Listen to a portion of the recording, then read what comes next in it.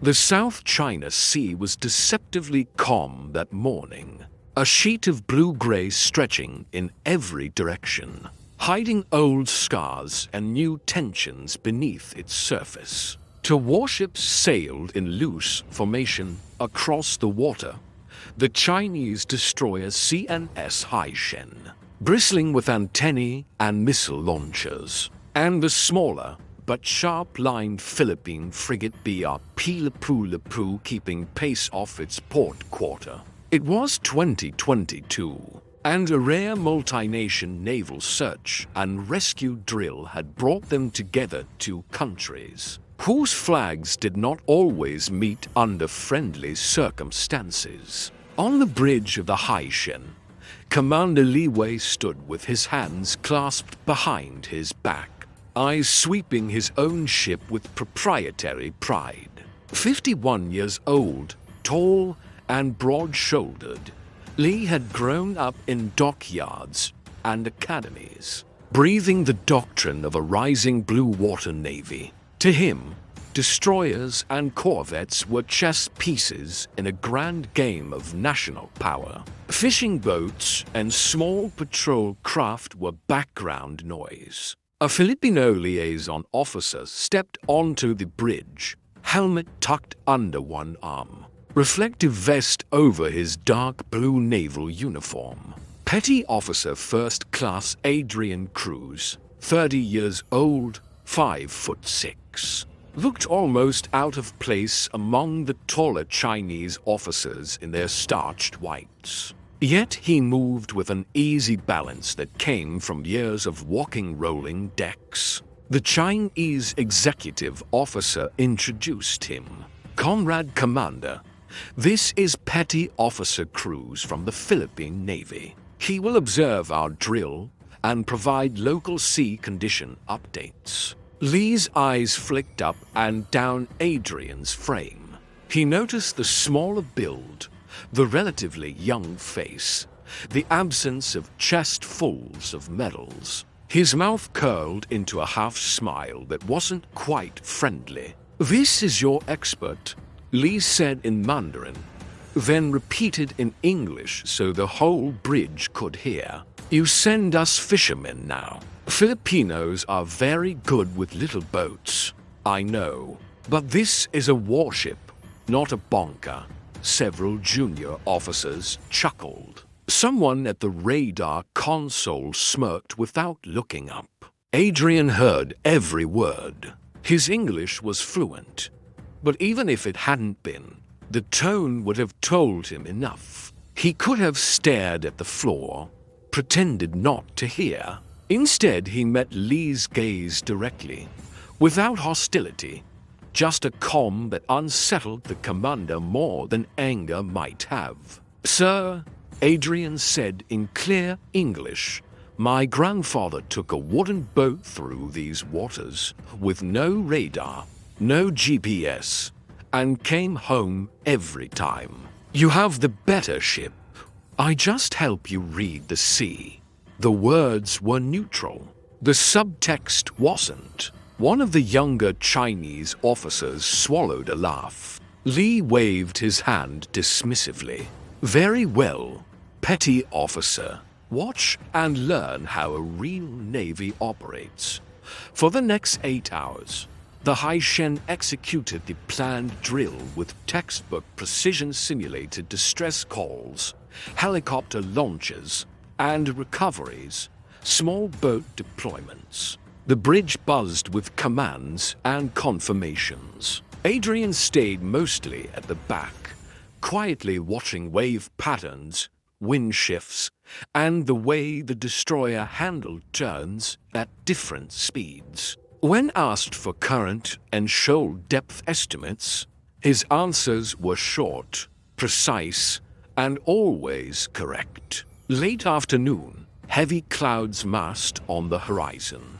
The exercise commander decided to push one more evolution: night operations in deteriorating weather. Chinese officers were eager to show they could operate in any condition. The Filipino captain on the Lipu recommended caution over the radio. But the recommendation was politely acknowledged and ignored. The planned scripts took precedence. By midnight, the South China Sea had transformed. Swells built to 3 meters, then 4. Wind howled from the northeast. Rain slashed the decks in sheets. The Hai Shen plowed forward on schedule, its bow punching through dark waves, spray exploding over the forecastle. On the bridge, visibility shrank to a smeared tunnel of water and light. Radar screens bloomed with returns waves, rain clutter, the Philippine frigate somewhere off the port side farther out than before. The officer of the watch barked course corrections. Li stayed on the bridge, arms folded, projecting calm he didn't entirely feel. Adrian stood near the chart table, feeling the way the ship lagged in turns. How its bow responded a fraction slower in big water. The destroyer was powerful, but its deep draft made it lazy compared to the small vessels he grew up on. Then the first mistake came small, almost imperceptible. A misread radar echo, an assumption about distance. The Hai Shen's navigation team thought they had more separation from an unlit cargo vessel than they did. The cargo ship's eyes transponder had failed. It was a dark mass sliding through rain, invisible except for a faint blob on the screen. Adrian's brow furrowed. He stepped closer to the radar scope. The echo looked wrong, not where it should be if the plotted track was accurate. He hesitated. This wasn't his ship, not his language, not his chain of command. "Commander Li," he said, forcing his voice to cut through the noise. "That contacted speed doesn't match your last plot." "It's closer." Li shot him an irritated glance. "Our radarmen are trained, petty officer. Stay in your lane." Seconds ticked by. The echo grew. The watch officer adjusted course a few degrees. Not enough. Adrian's gut screamed. "Sir, you need to come to starboard now," he said, urgency sharpening his accent. "Hard right. That ship is crossing our bow, not our stern." Li started to snap back when a lookout's shout cut him off. "Contact ahead. Lights. Close." Through the rain, dim navigation lights suddenly loomed where there should have been only dark sea far too close. Li's world snapped into slow motion. Hard to starboard. He roared. All engines back emergency, but physics didn't obey shouting. The Hai Shen, 7,000 tons of metal and momentum, tried to swing, its bow digging deep into a wave. The cargo vessel tried to do the same, too late. The impact was sickening. Steel screamed. The destroyer's bow slammed into the cargo ship's side at an angle, crumpling plates, tearing through compartments. Men were thrown from their feet. Lights flickered, then went red. Collision. Forward compartments flooding. Someone yelled. Alarms wailed.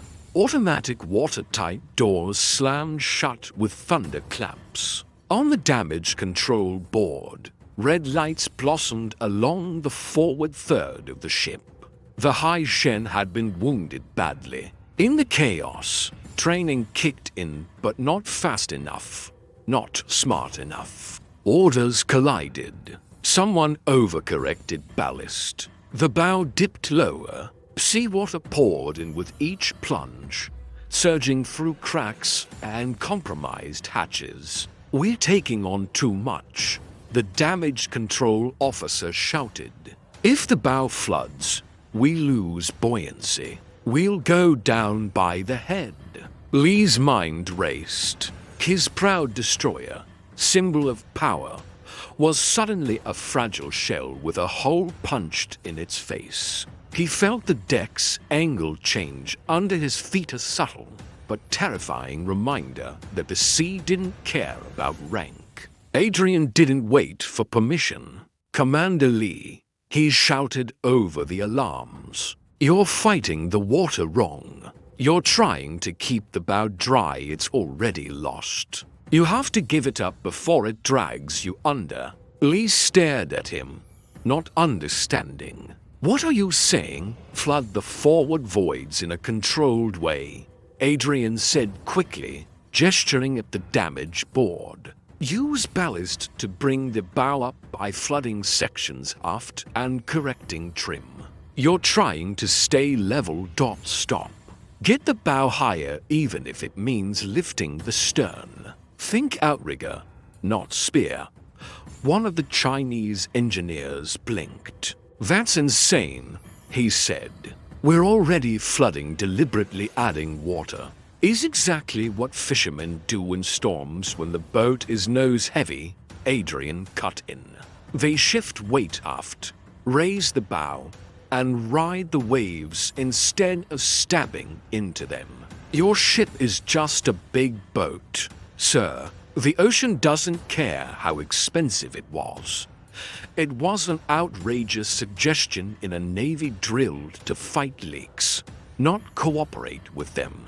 But as they hesitated, the destroyer's bow buried deeper into the next wave. For a second, Adrian felt that terrifying moment when a vessel stops rising with the sea and simply keeps going down. Li made a decision. "Do it," he snarled. "Flood aft ballast tanks 2 and 3. Prepare to counter flood in port stern void 4. Damage control. Seal forward compartments. We're buying the bow some air." His own officers hesitated. One started to protest. Li hammered the console with his fist. "Move, or we all swim home."